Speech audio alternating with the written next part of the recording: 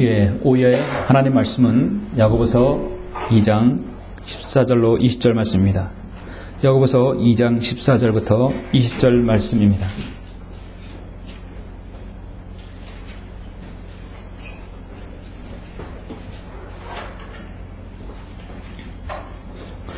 봉독해 올리겠습니다. 나의 형제들아, 만일 누가 믿음을 가지고 있다 하면서 행함이 없다면 무슨 유익이 있겠느냐? 믿음이 그를 구원할 수 있겠느냐? 만일 형제나 자매가 헐벗고 그날에 양식조차 없는데 너희 중에 누가 그들에게 말하기를 평안히 가라, 몸을 따뜻하게 하고 배부르게 먹으라고 하면서 그 몸에 필요한 것들을 주지 않는다면 무슨 유익이 있겠느냐? 그와 같이 행함이 없으면 믿음으로는 죽은 것이라. 행함이 없으면 믿음으로는 죽은 것이라. 그러면 어떤 사람이 말하기를 내게는 믿음이 있으나 내게는 행함이 있으니 행함이 없는 내 믿음을 내게 보이라. 그러면 내가 행함으로 내 믿음을 내게 보이리라 하리라. 내가 한 분 하나님이 계심을 믿으니 잘하는 것이라. 마귀들도 믿고 떠느니라. 오 허황된 사람아, 행함이 없는 믿음은 죽은 것인 줄 내가 알고자 하느냐. 20절까지 했습니다. 잠시 오늘 말씀을 위해서 기도드리겠습니다.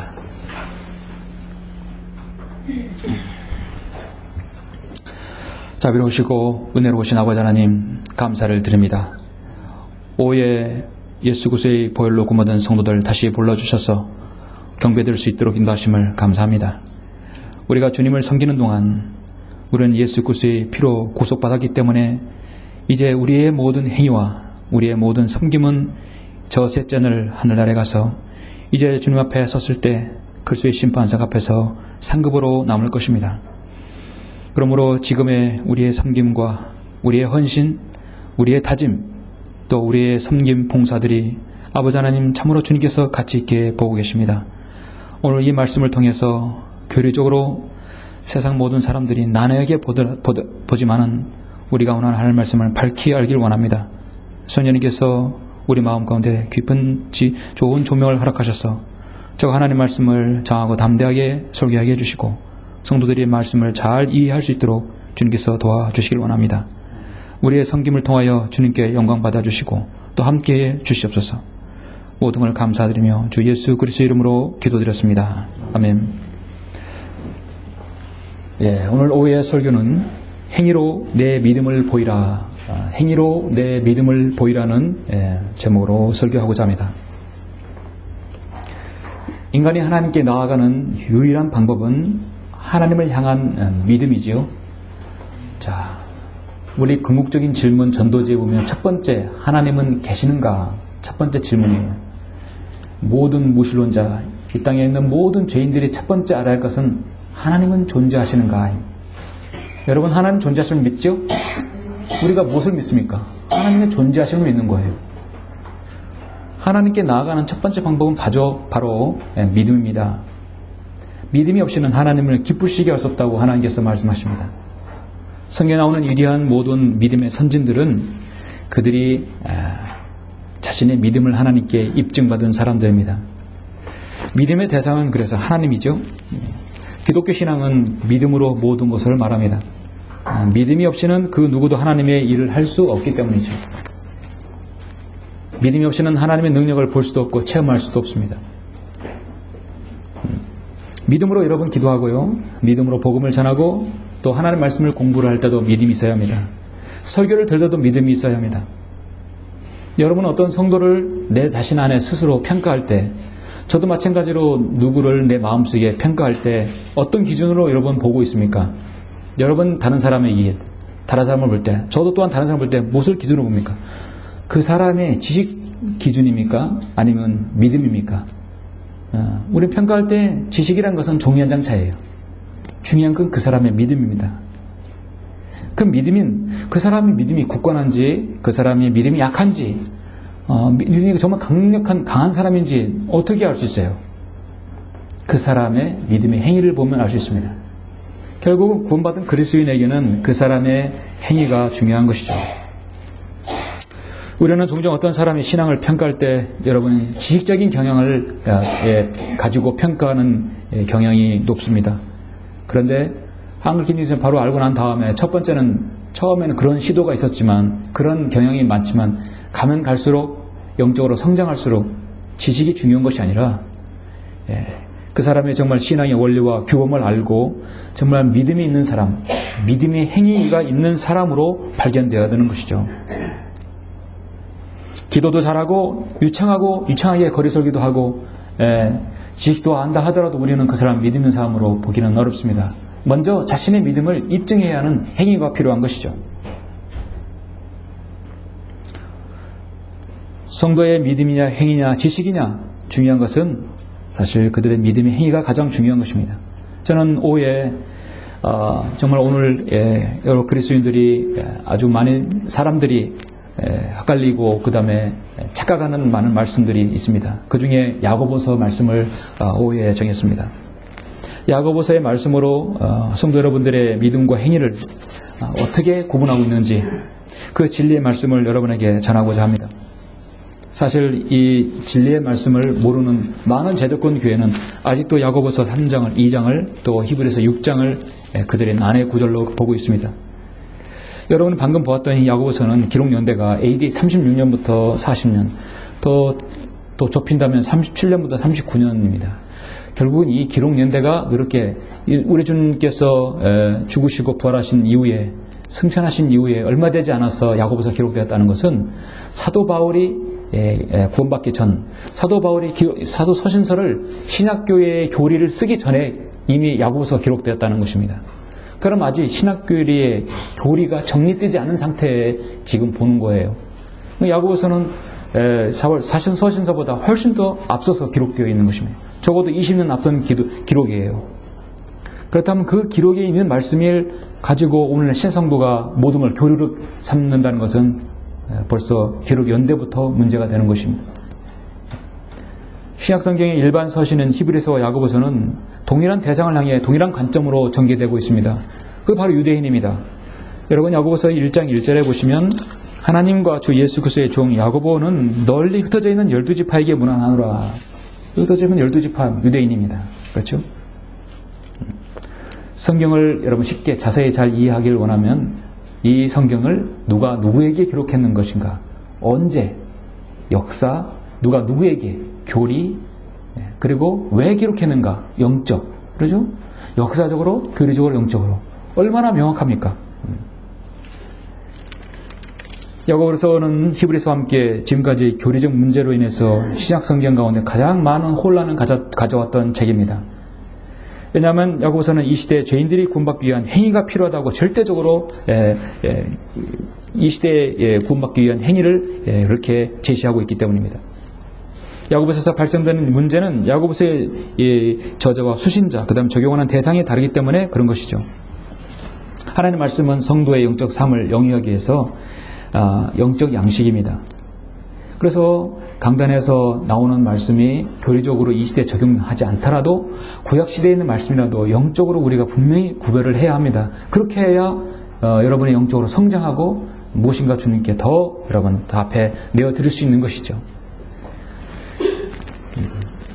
오늘날 많은 교회 교파들이 자신들이 가르치고 있는 교리가 어떤 교리이고 어디에 구분되는지를 알지 못하고 그들이 그냥 마음대로 이렇게 적용시키고 있는 시대입니다. 그들의 교리의 잣대가 없어요. 교리의 잣대가 없기 때문에 적용하기 나름이에요. 여러분이 어디에서 설교를 들어보시면 테스트 삼아 들어보십시오. 그들이 말문이 막히면 아멘 할렐루야 하면 그대로 아멘 되는 것이에요. 할 말이 없으면 할렐루야 하더라고요.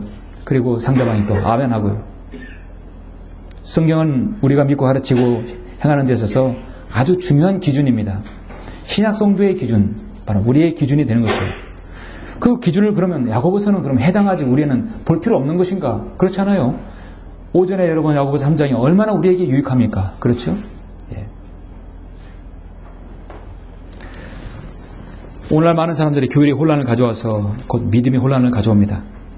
그러니까 교리의 혼란은 믿음의 혼란이니 성경 변개를 시킴으로써 교리가 혼란시키시고 교리가 혼란됨으로써 믿음의 혼란을 가져와서 믿음의 혼란을 가져오니까 곧 섬김이 우왕좌왕되는 것이에요. 여러분이 보고 있는 야고보서는 신약성경 가운데 정말 가장 행위를 강조하고 있는 그 본문입니다. 가장 많은 논쟁을 가져온 책입니다.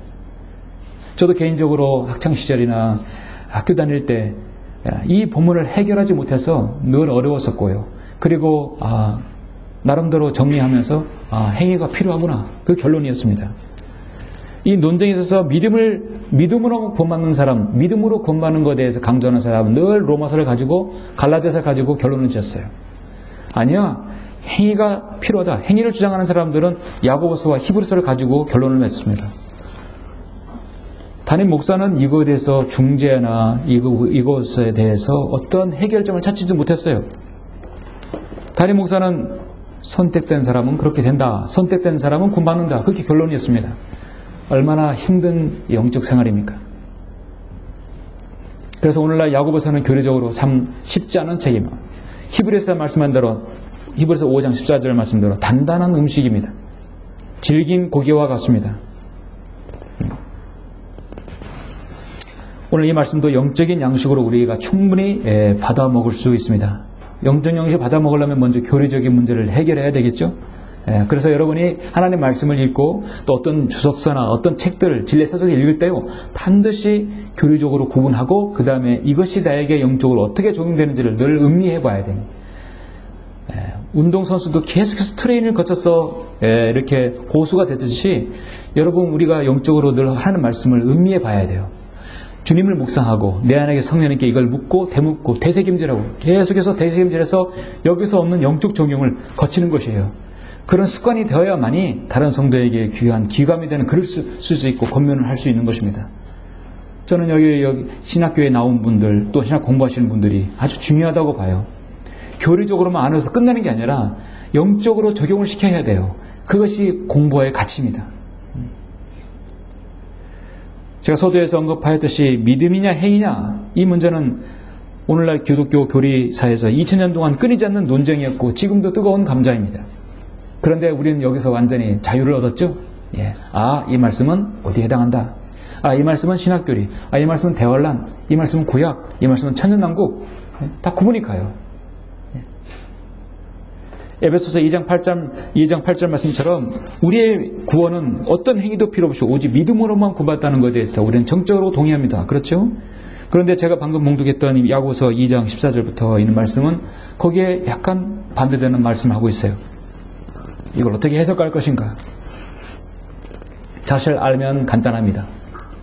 그러나 아직 어렵게 만들고 이 문제를 어렵게 풀고 있는 사람들이 얼마나 많습니까?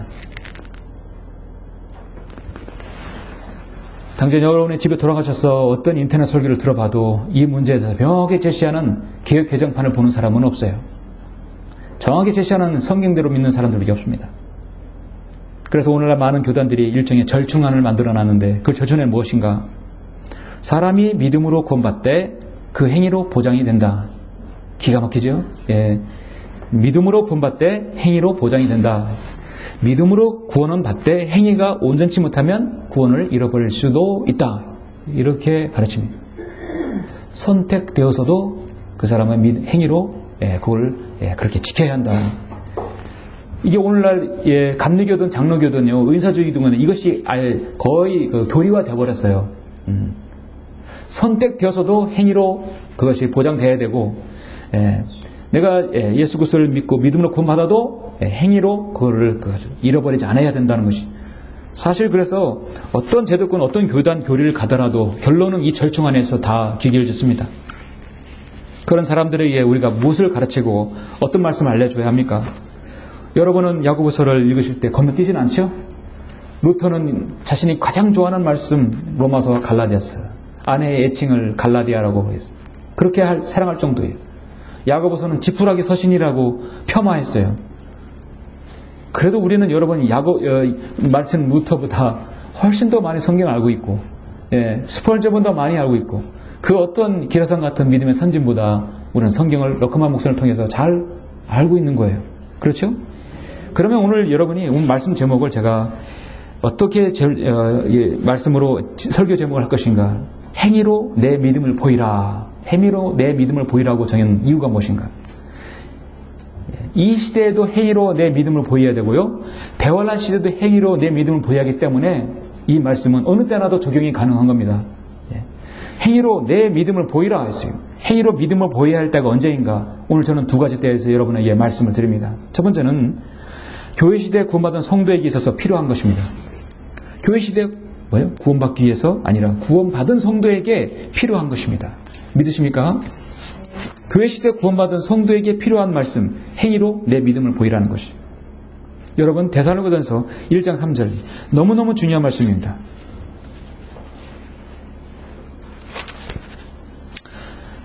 우리 신학교의 성도가 있잖아요. 구원받은 성도에게 예수 그리스도의 보혈로 구원받은 성도에게 어떤 성경을 가장 먼저 읽어야 됩니까? 여러분, 로마서도 요한복음도 여러분 추천해 주시고 데살로니가 전후서를 먼저 읽으라고 얘기해 주도 무방합니다.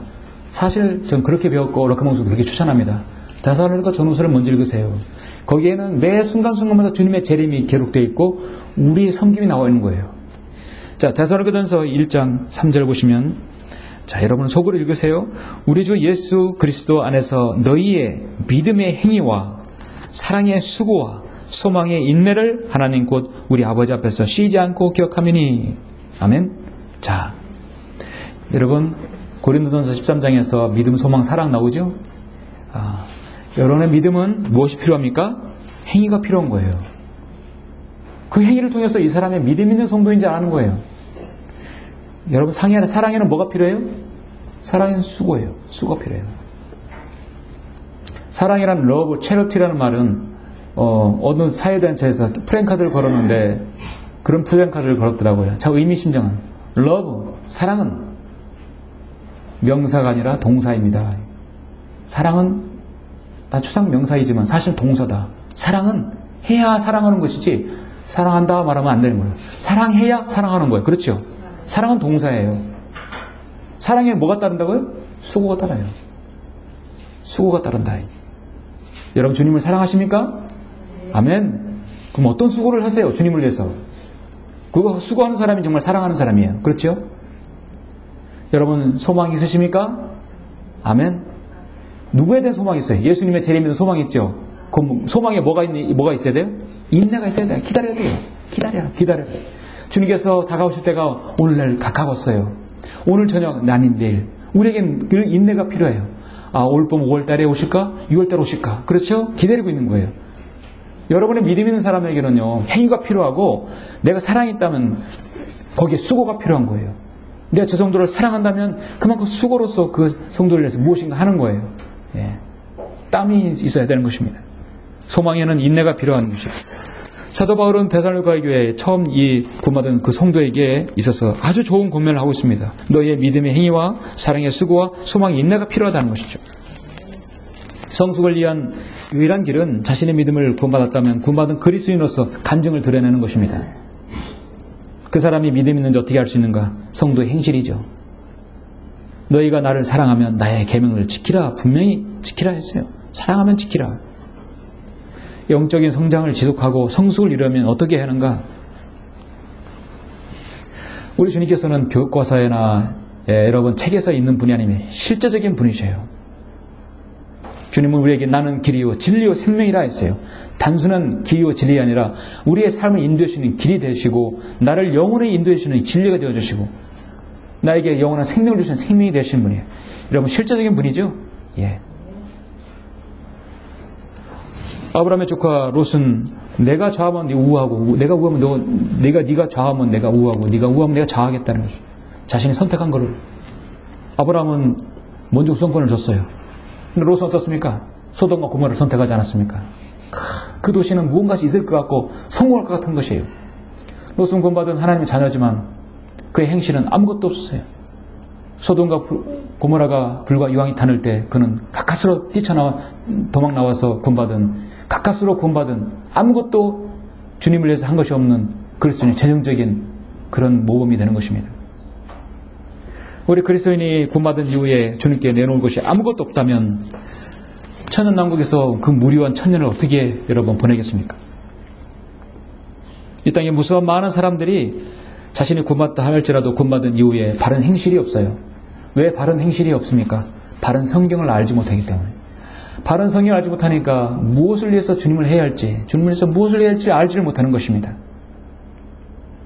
교회 간판 곳에 그냥 돈을 내고 헌금을 내고 직분을 자제하면 하나님 뜻인 줄 알고 그렇게 믿고 있어요. 그런 사람들이 여러분 주위에 얼마나 많습니까? 참으로 안타까워요. 생을 낭비하고 경제, 돈을 낭비하고 정열을 낭비하고. 우리는 그런 곳에서 눈을 떠서 바른 진리로 섬겼어요. 그래서 내가 구원받았다고 한다면 지금 이후 20년 이후에 나의 섬김은 하나님께서 다 기록하고 계신다. 많은 사람들이 영적으로 성장하지 못하는 이유는 지식으로 알고 지식을 가지고 머리에서 끝나기 때문이에요. 그걸 가지고 순종하고 몸으로 실행을 해야 하는 것이죠. 신학에서 공부를 하고 성경 공부를 하고 하더라도 지식으로 끝나는 것이 아니라 그거를 여러분 몸에 체득하게 해야 하는 것입니다. 무엇인가 행위가 있어야 합니다. 순종하는 삶이 있어야 되겠죠. 제가 늘 여러분이 말씀드립니다만 그리스도인은 변화된 삶의 증인이다. 그리스도인이라면 내가 변화된 것이 있어야 된다는 것이죠. 그리스도인으로 완전히 전환됐다면 변화된 것이 있어야 됩니다. 성경 들으면 사람들이 와서 변화된 것이 있어야 돼요. 세상에 있는 못된 습관들 다 버리고 못된 말들 버리고 못된 행실들 버리고 하나하나 변하는 것이에요. 그렇게 했을 때 하나님께서 여러분의 건강 주시고 영적으로 또 여러분 더 강건하게 인도해 주시는 것입니다. 입술로만 사랑한다고 하는 것이 아니라 직접 여러분 몸으로 사랑을 하나님을 사랑하는 증거를 보여줘야 합니다. 그렇게 했을 때 주님께서 평가는 무엇입니까?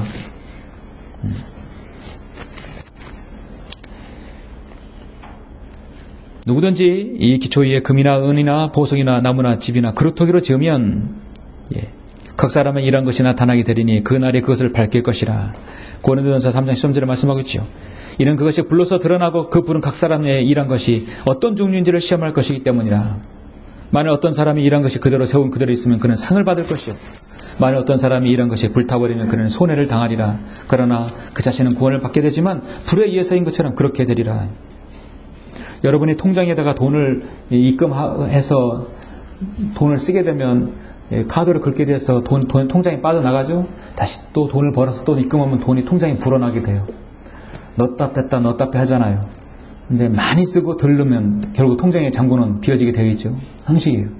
주님을 위해서 이런 것이 말이 있으면 계속 상급이 쌓입니다. 제가 판단할 땐 그래요. 그래서 심판상 앞에서는 주님을 위해서는 계속해서 금과 은과 보석으로 써야지 해요. 그런데 거기에서 상쇄되는 게 많은 거죠.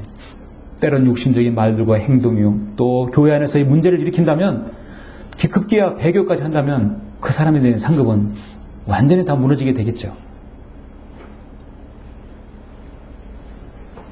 주님께서는 분명히 그리스도 심판상에서 여러분에게 정산을 할 것입니다. 각각 정산할 것이에요. 플러스 마이너스가 어떻게 되는지. 분명히 손해를 당할 사람도 있고 착하고 신실한 종아, 내가 작은 일에 신실하였다 해서 주님께서 칭찬받는 종이 있을 것입니다. 의의 면류관 받을 수 있을 것이고 끝까지 신실하게 경기를 완주한 사람이 썩지 않은 면류관 받을 것이고 신실하게 구령자에게 자랑의 면류관을 주실 것이고 그러한 성도들을 많이 양육했다면 영광의 면류관도 받을 것이고 심지어 공산국가나 아랍국가에서 자신의 몸을 들여서 하나님께 드렸다면 순교자의 생명의 면류관도 받을 것입니다. 고린도후서 5장 10절에서 분명히 말씀하죠. 이는 우리 모두가 반드시 그리스도의 심판석 앞에 나아가서 선이든지 악이든지 각자 자기가 행한 것에 따라 자기 몸으로 행한 것들을 받을 것이기 때문이라. 여러분의 몸으로, 여러분의 몸입니다.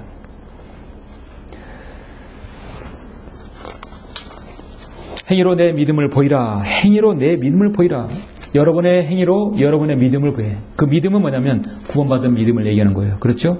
구원받은 믿음이에요. 구원은 행위가 아니라 거듭남으로 믿음으로 구원받게 되죠. 어떤 것도 필요 없습니다. 여러분의 죽었던 영이 살아나고 여러분이 혼이 구원받는 것은 믿음으로만 의해서 하나님의 선물을 받아들이는 것으로만은 충분합니다. 다시 거기에다가 플러스 알파를 붙일 수가 없어요. 그래서 구원은 쉽게 받을 수 있어요. 샤워하는 것보다 손 씻는 것보다 쉬운 것이 구원받는 거예요. 아무것도 할 것이 없어요. 그 목사님은 모든 것을 하는 사람, 아무것도 하지 않는 사람이 바로 지옥에 간다겠어요?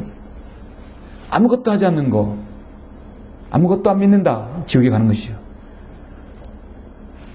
동남아에서 흔히 말하는 부처도 신이고 알라도 신이고 하나님도 신이고 모든 것 다 신이라고 하는 사람도 여전히 그 사람들 그 신이 지옥에 가는 거예요. 믿음의 행위로 내 믿음을 보이려면 첫 번째로는 여러분 말씀드렸듯이 여러분 구원받았기 때문에 구원받은 성도이기 때문에 믿음의 행위가 필요한 것입니다. 행위로 내 믿음을 보이라. 행위로 믿음을 보여야 할 때가 언제인가? 두 번째는 대환란 시대에 구원받기 위해서 필요한 것입니다. 오늘 야고보서 2장 말씀은 사실 대환란 시대에 필요한 말씀이죠. 그래서 교리적으로 바로 여기에 해당하는 것입니다. 야고보서 2장 14절의 말씀 다시 한번 보도록 하죠. 나의 형제들아, 만일 누가 믿음을 가지고 있다 하면서 나의 형제들아, 나의 구원받은 형제들이 아니에요. 행함이 없다면 무슨 유익이 있겠느냐. 세베대의 아들 야고보는 지금 자신의 동족 유대인들에게 말하는 것입니다.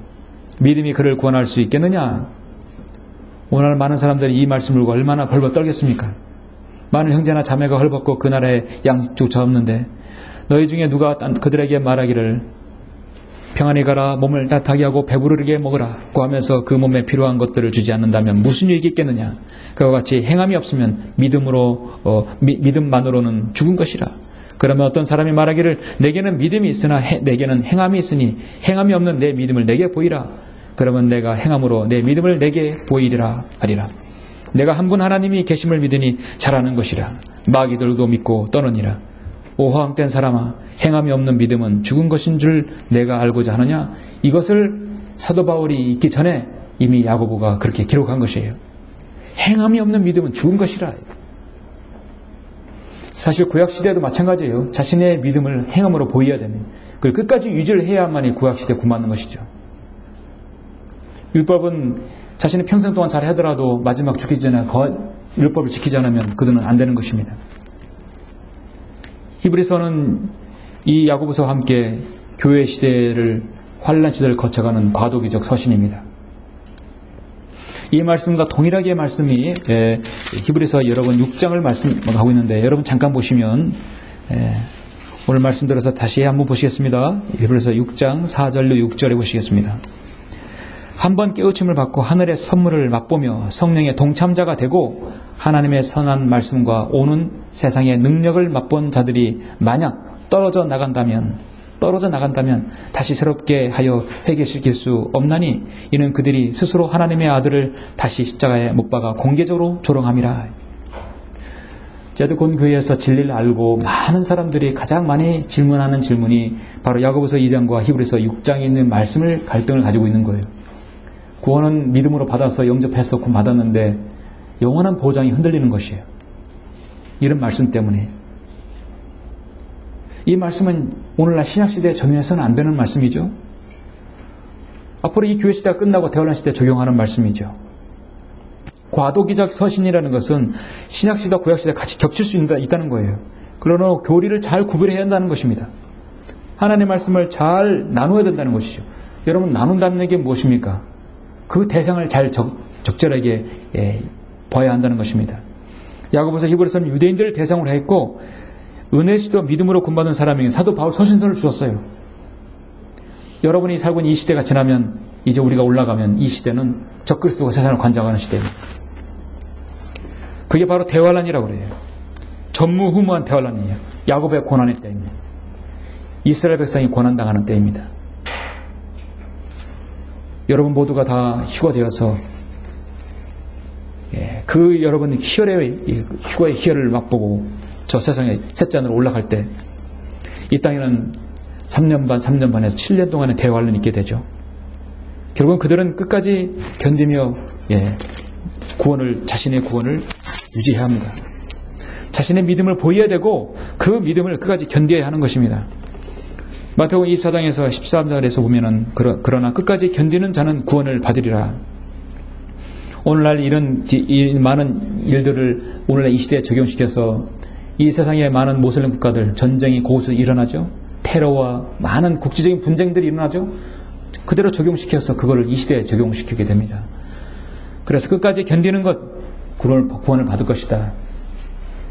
그 끝은요, 개인의 일생이 끝이 아니라 여기서는 한 시대의 끝이에요. 대환란의 끝을 말하는 것입니다. 이 말씀을 요한계시록 14장에서는 여기에 성도들의 인내가 있으며 여기에 하나님의 계명과 예수의 믿음을 지키는 자들이 있느니라. 바로 믿음과 행위가 필요한 것입니다. 요한계시록 14장 12절에서 말씀하고 있죠. 여러분, 이 시대에 가장 쉬운 것이 무엇입니까? 믿음으로 구원받는 거예요. 이거보다 더 쉬운 것은 없습니다. 하나님께서 그 믿음으로 구원받는 것은 영원토록 보장해 주었다는 것은 하나님께서 하신 경륜이에요. 그렇죠? 그렇게 쉬울 리 없어. 저는 그래서 너무 쉽게 구원받았어요. 저는 제 개인적으로 요한복음 3장 16절을 통해서 구원받았는데요. 하나님께서 세상을 이처럼 사랑하셔서 그의 독생자를 줬으니 이는 그를 믿는 사람은 누구든지 멸망하지 않고 영생을 얻게 하심이라. 하나님께서 자기 아들을 세상에 보내신 것은 세상을 정죄하려 하심이 아니요 그를 통하여 세상이 구원받게 하려 하심이라 했습니다. 이 말씀을 쉽게 이해하시려면 여러분, 요한복음 3장 14절에서 모세가 광야에서 뱀을 들어올린 것 같이 인자도 그렇게 들려 올려져야만 하리니 이는 그를 믿는 사람은 누구든지 멸망하지 않고 영생을 얻게 하려 함이라나. 분명히 말씀하고 있어요. 이스라엘 백성이 죄를 지어서 간음하고 우상 숭배했을 때 하나님께서 불뱀을 보내서 즉각적으로 불뱀 물려서 죽게 하셨을 때 모세가 간청해서 기도했어요. 이 백성을 살려주십시오. 노뱀을 만들어서 장대에 매달라 했어요. 그 뱀을 본 사람은 살 것이다. 그 뱀을 만지는 자는 살 것이다. 그 뱀을 본 자는 사람은 살 것이다. 주님께서는 만지는 게 아니라 보는 거예요. 어떻게든 뱀만 보면 사는 것이에요. 십자가에 매달린 주님을 보고 믿으면 사는 거예요. 그렇죠? 너무 간단하게 하셨어요. 그렇게 죽어가면서도 이렇게 쉬울 리 없어. 설령 봐서 정말 불뱀 밀려서 독이 달아올라서 지금 죽기 직전인데 정말 나을까? 여러분이 그 당시에 여러분의 상황이라면 어떻게 하겠습니까? 피조물은 하나님 말씀에 순응해야 합니다. 전능하신 하나님께서 그렇게 하셨으면 그렇게 하는 걸로 믿어야 되는 거예요. 그렇죠? 내가 믿음으로 구원받게 한다는데 왜 거기에 내가 행위를 더하는 것입니까? 야고보서 2장 이 말씀을 오늘날 왜 적용시키는가요? 그렇죠? 그래서 출애굽기에서 당시에 많은 사람들이 여기서 떨어져 나간 것이죠. 하나님께서는 믿음과 행위를 더 필요로 한 시대를 대환란 시대를 줬습니다. 왜냐하면 그들은 믿음으로만 구원받는 시대를 웃어버렸기 때문에요. 거절했어요. 오늘날 유대인도 거절하고 오늘날 많은 사람들이 그렇게 쉬울 리 없어. 그렇게 간단할 리 없어. 무엇이나 해야 돼. 예수 그리스도의 십자가 속죄의 구속사역을 2% 부족하게 만들어버린 사람들, 전적으로 믿지 않는 자들, 분명히 그들은 대환란에 남을 것입니다. 그래서 그들의 말대로 행위가 필요하게 하나님께서 하실 거예요. 그리고 경륜은 정말 하나님께서 정말 정확하게 잘하신 거예요. 이 시대 여러분 믿음으로 구원받죠? 그렇게 여러분 믿으시죠? 그리고 그렇게 다른 사람에게 알립니다. 근데 우리 시대가 지나면, 우리가 올라가면 거기에다가 그들 말대로 행위가 필요하게 하십니다. 그것이 하나님의 경륜을 바꿔버립니다. 히브리서 11장에서 믿음에 관해서 자세히 기록하게 하시고 12장에서 믿음의 인내를 가지고 있는 사람들을 기록한 이유는 바로 거기에 있는 것입니다. 우리 다 같이 잠깐 누가복음 18장을 보시겠습니다. 누가복음 18장 18절.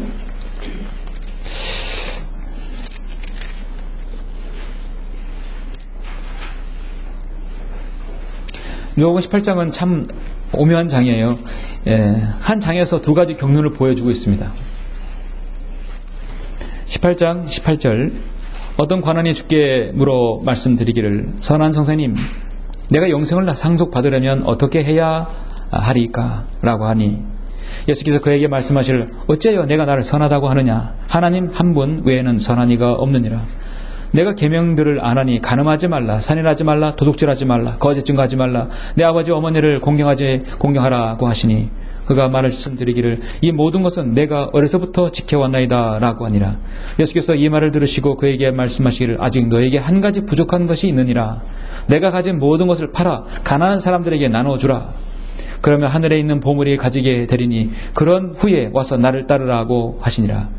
그가 이 말씀을 듣고 몹시 슬퍼하니 이는 그가 큰 부자이기 때문이더라. 이 말씀을 오늘날 자신이 교회 사람들에게 알려서 가진 거 교회에 바쳐라. 그렇게 하게 되면 어떻게 되겠습니까? 이 말씀을 믿는 사람들이 얼마나 미혹되겠어요. 그러니 교회가 대형화될 수밖에 없는 것이죠. 그렇게 하면 그것이 복받은 것이고 그것이 하나님께서 주신 구원이라고 생각하는 것입니다. 예수께서 그가 몹시 슬퍼하는 것을 보고 말씀하시기를 재물을 가진 자들이 하나님의 나라에 들어가는 것이 얼마나 어려운 일인가. 낙타가 바늘기로 들어가는 것이 부자가 하나님의 나라에 들어가는 것보다 더 쉬우니라 하시니라.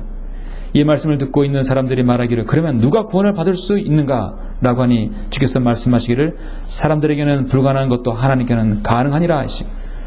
주님은 지금 이 경륜이 뭡니까? 신약시대의 경륜이 아니에요. 구약의 경륜인 것이에요. 그런데 35절에 보니까 또 다른 말씀이 나오죠. 주께서 여리고에 가까이 오셨을 때 어떤 소경이 길가에 앉아서 구걸하다가 무리가 지나가는 것을 듣고 무슨 일인가 묻더라. 그들이 소경에게 말하기를 나사렛 예수께서 지나가신다고 하니 그가 소리질러 말하기를 다윗의 아들 예수여 나에게 자비를 베푸소서라고 하니 앞서가던 사람들이 그를 꾸짖어 잠잠하라고 하였으나 그는 더욱더 소리 지르기를 다윗의 아들이여 나에게 자비를 베푸소서라고 하더라. 그때 예수께서 멈추시어 그를 자기에게 데려오라고 명령하시니 가까이 데려온지라. 주께서 그에게 물어 말씀하시기를 내가 너에게 무엇을 하여 주기를 원하느냐고 하시니 그가 말하기를 주여 내가 보기를 원하나이다 라고 하더라. 자, 여러분 어떤 관원은 주께 뭐라고 묻습니까? 선한 선생님 물었어요. 일단 주님께 부르는 호칭부터가 일단 선생님으로 봤어요. 근데 여러분 이 소경 어떻습니까? 벌써 주여라고 불렀죠? 주여. 주님은 나의 구주이시고 창조주이시고 나를 구원할 수 있는 분이라는 걸 먼저 믿는 것이에요. 주여 내가 보기를 원하나이다. 예수께서 그에게 말씀하시를 주님은 즉각적으로 말씀해 내 눈으로 보라. 한번 떠보지 않겠니? 아니야. 내 눈으로 보라. 주님의 명령입니다. 창조주가 피조물에게 명령하십니다. 내 눈으로 보라. 내 믿음이 너를 구원하였느니라. 아멘. 여러분의 믿음이 여러분을 구원하였죠? 예. 여러분 믿음이 여러분을 구원해 주신 것입니다. 우리의 믿음은 단번의 믿음으로 예수 그리스도의 그 구속 사역을 믿음으로 구원받았어요. 그런 행위로 구원받는 시대, 구약 시대와 여러분 대환란 시대는 반드시 거기에 무엇인가를 해야 합니다. 그와 같이 행함이 없으면 믿음만은 죽은 것이라를 이 시대에 적용시키게 되면 얼마나 큰 혼란이 생기겠습니까? 오늘 본문 말씀 야고보서 2장 20절 이후에 있는 말씀을 보면은 우리 조상 아브라함이 자기 아들 이삭을 제단에 드렸을 때 그가 행함으로 말미암아 의롭게 되지 아니했느냐? 믿음이 어떻게 그 행함과 더불어 작용하였으며 믿음이 행함으로 온전케 되었음을 내가 보느냐? 그래야 아브라함이 하나님을 믿으니 그것이 그에게 의로 여겨졌느니라는 성경이 이루어졌고 그는 하나님의 친구라 불러졌느니라. 자, 창세기 여러분 12장에서 내가 너 축복해 주겠다 하니까 아브라함이 믿었어요. 그리고 의로 여겨졌어요. 너 그럼 의로 내가 여길게. 그리고 나서 아브라함이 25년 후에 100세가 될 때 내 아들 이삭을 바쳐라 했어요. 난 너를 축복해 줄 것이다. 믿은 거하고 바치라는 거하고 틀려요. 믿는 건 가만히 앉았어도 감사합니다. 저의 후손을 그렇게 하늘의 별과 같이 바다의 모든 같이 복 주시다니 참 감사합니다. 믿겠습니다. 그건 누구나 할 수 있는 거예요. 그러면 내가 네 자손을 통해서 번성케 하는데 당장 네 아들 바쳐. 이게 앞뒤가 안 맞는 것이죠. 분명히 하나님께서 내 자손을 허리에 나오는 그 씨를 통해서 번성케 해주신다 했는데 그 첫째 아들을, 그 독자를 바치라고 했다는 것은 얼마나 앞뒤가 안 맞습니까? 그러나 아브라함 어땠습니까? 자신 안에 사라와 의논하지도 않고 아침에 일찍 일어나서 바로 모리아산으로 갔어요. 바로 바치게. 실제 죽이려고 칼을 들고 그래서 칼을 내리치려고 했던 것입니다. 아브라함은 아브라함의 행위를 보고 의롭게 되었다 했어요. 여러분은 아브라함의 이 10년 이상의 창세기 12장과 22장의 그 갭을 여러분은 예수 그리스도를 통해서 완전히 하나로 만드는 거예요. 그렇죠? 예수 그리스도를 믿었으니까 의롭게 여겨졌고 바로 의롭게 되었던 것이에요. 바로 하나로 된 것입니다. 바로 여러분의 믿음이 그런 것입니다.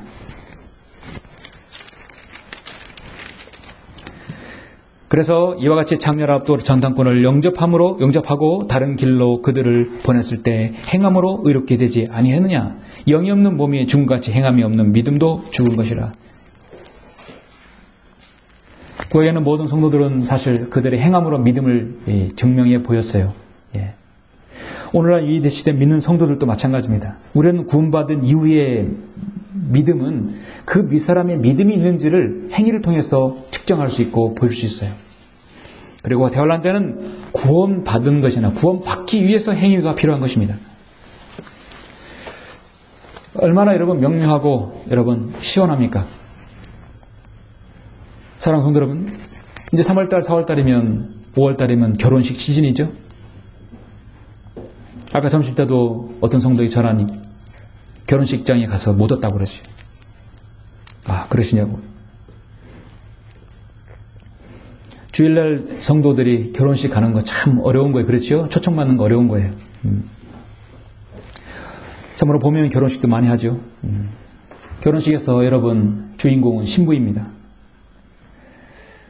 신랑이 입장 딱 한다면은 다 이렇게 박수를 쳐도 신부가 입장하면 모든 사람이 기립해서 박수를 쳐요. 아름답기 때문에. 신부를 찾아가서 사진도 찍고 기쁨도 나누고 그 아름다운 웨딩 드레스, 웨딩 슈즈를 신고 식장에 입장하기까지 그 아름다움과 순결함, 또 정숙함, 그 젊음. 신부는 오직 그 하루를 위해서, 그 한날을 위해서 20년, 30년을 잘 아름답게 단장을 했을 것이에요. 그렇죠? 그래서 그 아름다움을 보내고 그의 찬사를 보내기 위해서 많은 하객들이 일어서서 기립박수를 칩니다. 얼마나 기쁘고 환희에 찼겠습니까? 저는 신부가 되지 않았겠지만 신부로서 그 자리에 섰던 분은 아실 것이에요. 이 땅에 있는 것들은 때론 하늘에 있는 것들에 대한 좋은 모형이 있습니다. 많아요. 결혼식에서도 신부의 모습은 여러분 나중에 저 셋째 하늘에 올라갔을 때 우리의 구주이신 하나님의 어린 양과의 혼인식에서 모든 모습을 보일 수 있습니다. 예수 그리스도의 십자가 이후에 지난 2000년간 결혼식을 예비한 신부가 저 하늘에서도 기다리고 있고 우리도 지금 올라가서 그 예식에 여러분 신부가 될 수 있는 그날을 지금 기다리고 있습니다. 여러분 맞습니까? 기다리고 있죠? 저 하늘에서 하나님의 어린 양의 신부인 우리도 당연히 웨딩 드레스를 입어야 되겠죠. 이 땅에는 웨딩 드레스가 화려한 보호수 장식과 레이스가 달려있겠죠.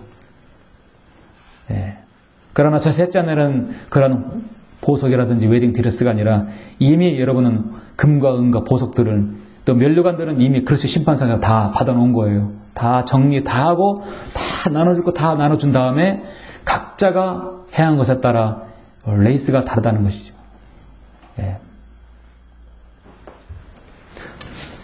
성경에서는 예수 그리스도의 피로 구속받은 성도들이 셋째 하늘에서 주님의 신부로 두 가지 옷을 입는 것을 말씀하고 있습니다. 여러분 셋째 하늘에 주님의 그 어린 양의 혼인잔치는 두 가지 옷을 입을 것이에요. 첫 번째 옷은 무엇인지 아십니까? 이사야 61장 10절에서 보면 구원의 의복입니다. 그렇죠? 기본적으로 여러분 구원의 의복을 입어요. 저는 이것을 이런 세마포 안에 속에 입는다고 저는 생각이 들어요.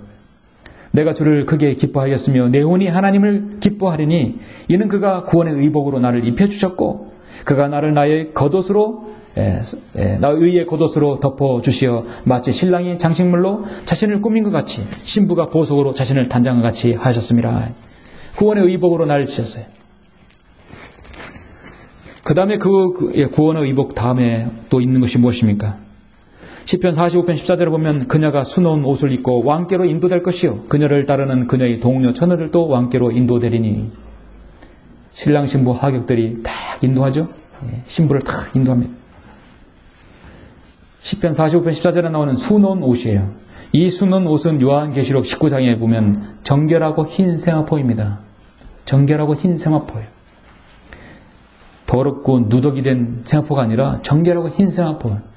이 땅에서 여러분이 주님을 위해서 어떤 수고를 했는가에 대해서 정결하고 흰 세마포를 여러분에게 입혀주신다는 것입니다.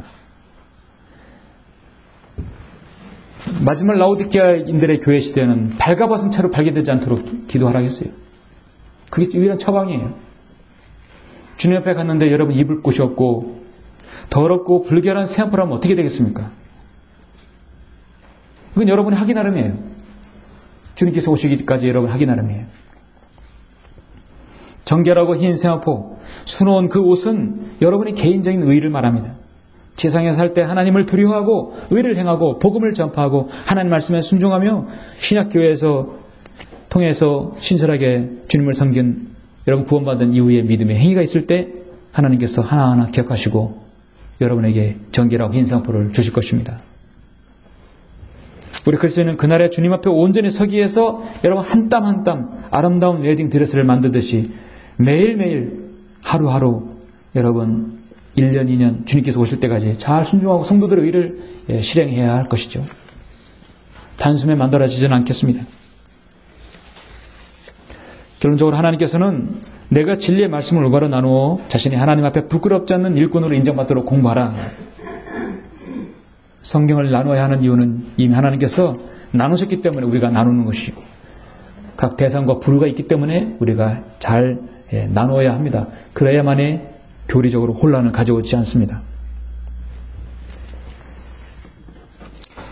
오늘 본문을 통해서 여러분에게 드리고 싶은 말씀은 한마디로 말하면 행함입니다. 이것은 영적인 의미이지만 실적인 일입니다. 여러분의 믿음이 있으면 여러분은 그 믿음의 행위가 있어야 되고 소망이 있으면 소망의 인내가 있어야 되고 사랑이 있으면 사랑에 대한 수고가 있어야 된다는 것이죠. 그것이 여러분 안에 몸에서 체득되어야 되고 이 지역교회에서 실현이 되어야 되는 것입니다. 주님을 사랑하십니까? 주님의 재림을 소망하십니까? 여러분 하나님을 향한 믿음이 있습니까? 무엇인가가 드러내 보이셔야 하는 거예요. 저에게 증명하는 게 아니라 하나님께 여러분 보이셔야 되는 것입니다. 여러분 섬김의 대상은 하나님이시죠. 어떤 일이라도 마음을 먹고 시작했으면 잘 실행을 해야 합니다. 여러분 중요한 것은 하나님의 사역에 임하고 하나님의 사역을 시작할 때 가장 중요한 제가 아주 굉장히 염두에 두는 것이 뭐냐면 어떤 일을 시작했을 때 이거를 내가 계속할 수 있는 것인가 그걸 먼저 제가 평가합니다. 이거를 반짝하고 말고 강단에서 제시하고 강단에서 선포하고 또 간증까지 했는데 이걸 실행하지 못한다면 공수표를 남발하는 거잖아요. 그렇죠? 여러분 간증하실 때 조심해서 하셔야 돼요. 하겠다고 했는데 안 하면 안 되는 거예요.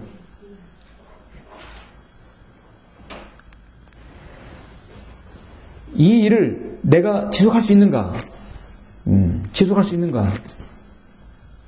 반짝하는 게 아니라 이 일을 계속해서 하나님께 영광을 돌릴 수 있는가? 이 일을 통해서 성도들에게 간증을 나눌 수 있는 것인가? 이 일을 통해서 하나님께 정말 감사드리고 영광을 드러낼 수 있는 것인가? 이 일이 축복해달라고 계속해서 기도할 수 있는 것인가? 그렇게 되면 오케이. 그럼 하면 되는 것이에요. 그 일이 어떤 일을 할지라도. 그렇죠? 예. 그러니까 무엇을 하려면 여러분 문득 시작하지 마시고 이 일을 내가 계속할 수 있는 것인가? 특히 하나님의 사역에 관한 부분에서는 너무도 중요합니다. 충무사랑병원에 가서 어디에 설교하고 어디에 복음 전하고 그런 것은 충청남도 순회를 한 번 하고 말 것인가? 아니요. 계속해서 해야 될 필요가 있고 해야 되기 때문에 또 하면 간증이 있기 때문에 우리가 계속 하는 겁니다. 무엇이든 여러분 개인적으로 주님의 사역에 동참하고 뭘 하면 계획 잡았다면 그 일을 지속적으로 해야 되는 거 가장 꾸준히 하는 게 중요합니다. 예. 그래서 여러분이 주님께서 오실 그날까지 여러분의 믿음의 행위와 여러분 소망이 있네 사랑의 수고가 여러분 늘 함께하고 정말 오늘 하나님 말씀 제목처럼 여러분의 행위로 여러분의 믿음을 증명해 보이는 모든 성도들이 다 되시기를 간절히 바랍니다. 예.